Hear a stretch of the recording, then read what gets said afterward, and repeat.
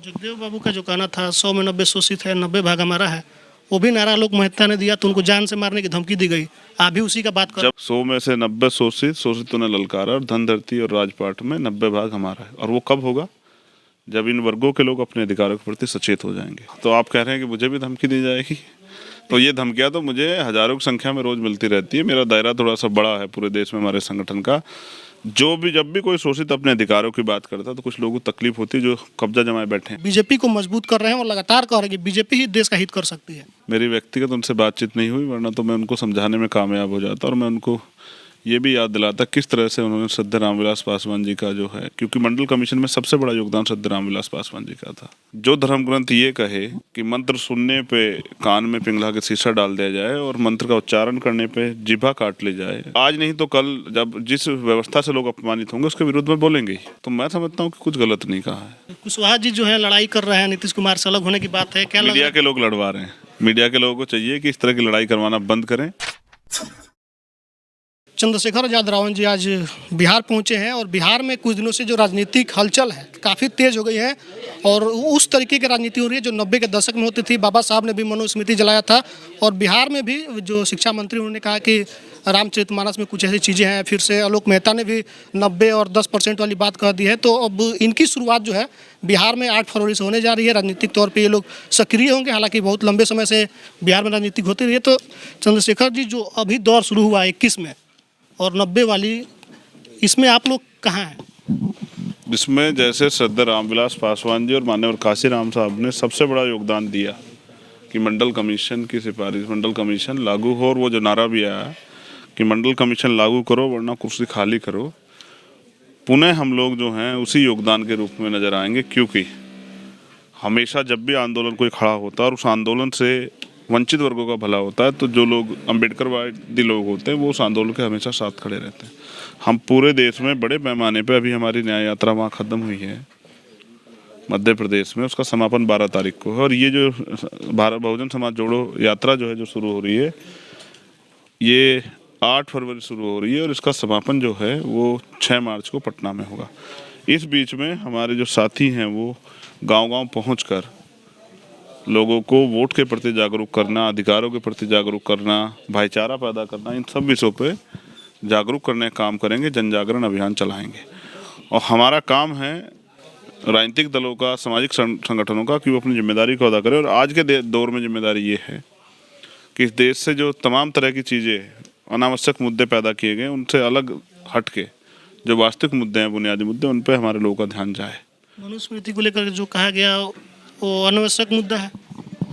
शिक्षा मंत्री ने जो कहा कि एक जाति विशेष वर्ग को नीचा बतलाया गया है, इसमें संशोधन होना चाहिए। शिक्षा मंत्री जी ने शायद कुछ गलत नहीं कहा है, ना स्वामी प्रसाद मौर्य जी ने कुछ गलत कहा है।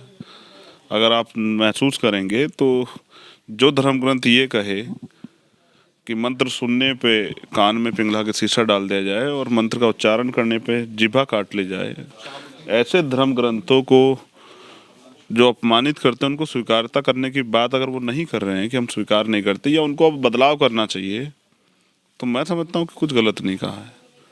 और आज नहीं तो कल जब जिस व्यवस्था से लोग अपमानित होंगे उसके विरुद्ध में बोलेंगे। तो मुझे लगता है कि आज जागरूकता बढ़ी है और हिम्मत जुटाई है लोगों ने बोलने की। तो ऐसे लोगों को चाहिए कि वो अपनी बातों पर अडिग रहें और लोगों को तैयार होने दें। और जो लोग जिनको बुरा लग रहा है उनको चाहिए कि इन धर्म ग्रंथों में की शब्दावली में परिवर्तन के लिए वो भी सकारात्मक कदम उठाएं। जगदेव बाबू का जो कहना था 100 में 90 शोषित है, 90 भाग हमारा है, वो भी नारा लोक मेहता ने दिया तो उनको जान से मारने की धमकी दी गई। आप भी उसी का बात कर रहे हैं। जब अधिकारों की, तो आप कह रहे हैं कि मुझे भी धमकी दी जाएगी, तो ये धमकियां तो मुझे हजारों की संख्या में रोज मिलती रहती है। मेरा दायरा थोड़ा सा बड़ा है पूरे देश में हमारे संगठन का। जब भी कोई शोषित अपने अधिकारों की बात करता है तो कुछ लोगों को तकलीफ होती है जो कब्जा जमाए बैठे हैं। तो वो नारा पूरा जो है वो भी आपको दोहराना चाहिए। 100 में से 90 शोषित, शोषितों ने ललकारा और धन धरती और राजपाट में 90 भाग हमारा है। और वो कब होगा? जब इन वर्गों के लोग अपने अधिकारों के प्रति सचेत हो जाएंगे। आज महामना रामसु वर्मा और बाबू जगदेव प्रसाद कुशवाहा, मान्यवर काशीराम, वो जो नेतृत्व करता रहे हैं जननायक कपूर, ऐसे महापुरुषों के विचारधारा पर चलने की जरूरत है और हम उस प्रयास पे काफ़ी लंबे समय से लगे हुए हैं। मुझे लगता है अब डॉक्टर अम्बेडकर का सपना पूरा होने का समय इस देश में आ गया है।